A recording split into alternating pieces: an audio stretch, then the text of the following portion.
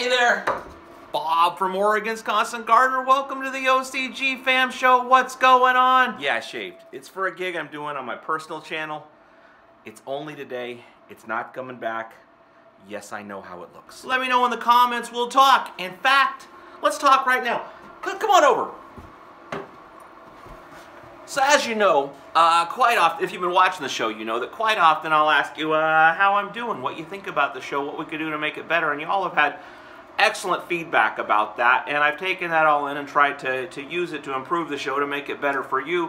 But I'm always thinking about what you said, always thinking about what I'm doing, and a little rock tumbler in my head, those rocks are just rolling around, slowly getting polished, and I think I may have polished them up to something that's a good idea. Let me run this past you. We're going to try it today, but let me know what you think of it. And what it is that it occurred to me that what I do throughout my day usually is I try to put together a show for you, and I figure out what the topic is from your questions or things that come up around here with the grow or whatever, and then I build that out into a little episode where I can hopefully give you some informative and entertaining information.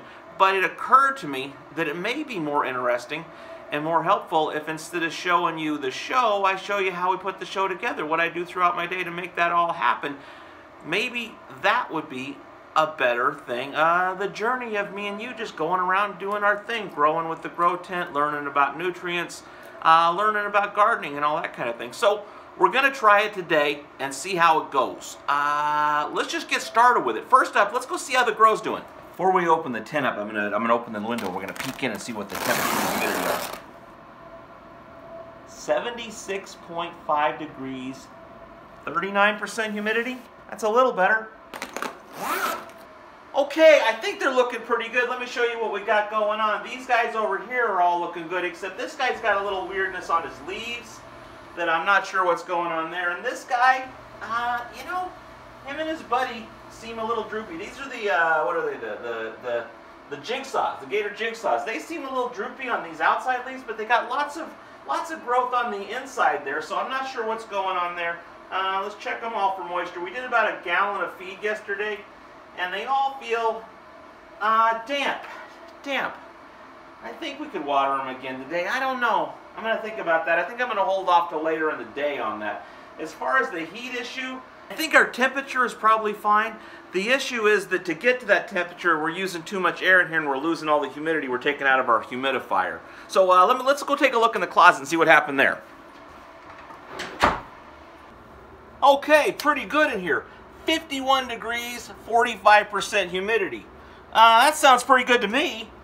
But Runboy7426 made a good point that while it is cool in there and dense in there today and in the winter, it's going to be a mess in the summer. And I was just going to put that off until the summer and not worry about it, just kick the can down the road.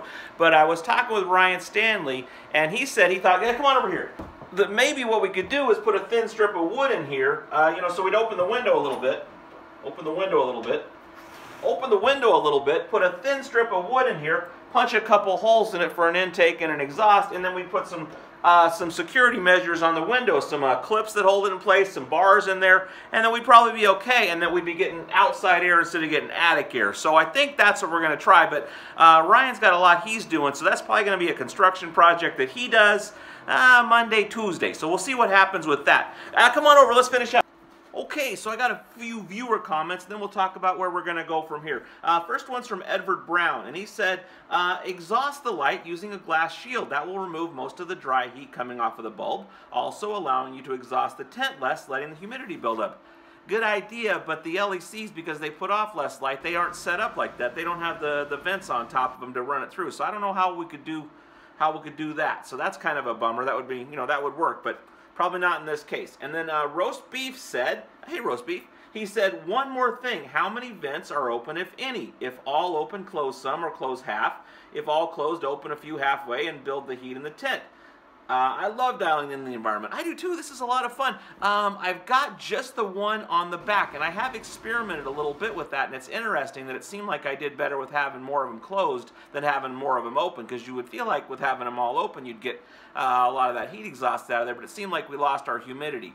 So that's that. Now, we'll talk about the tent again in a minute, but let me get to this one more question from Edward Brown. And now this one is about when we had the viewer questions with Scott. last week. He said, sounds like EZT, and he's got in brackets here, spores, would be a waste if doing a feed T, feed flush sounds like the feed after the T would damage the spores' young microbes. If you are feeding heavy after inoculating with spores as suggested by the feeding chart, how are you not damaging them? I'm disappointed that you didn't address this since the EZT seems to play a major role with the line.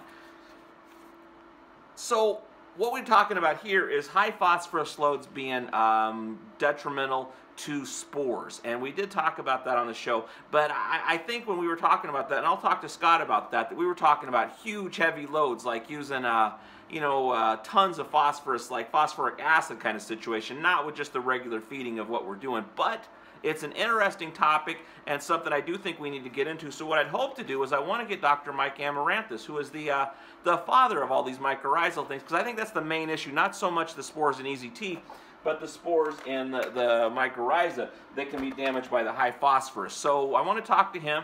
We'll chat with Scott a little more about it. I don't have it here, but the EZT, we'll talk to the guys from Cultured. Oh, Tim over there, Tim McCormick, and a few others. Maybe get Scott Burke on for Microbe Life. I don't think it's something to worry about, but I think it's something to talk about. It's something interesting to talk about. So we'll do that going forward. I'll be making some calls, getting those guys on the show. I think that's about it, except for where we're going from here. I think what I'm going to do is, as I do this stuff, as I call these guys, we follow along with that, we'll make that part of the show, and you can be part of the journey. I think it's going to be fun.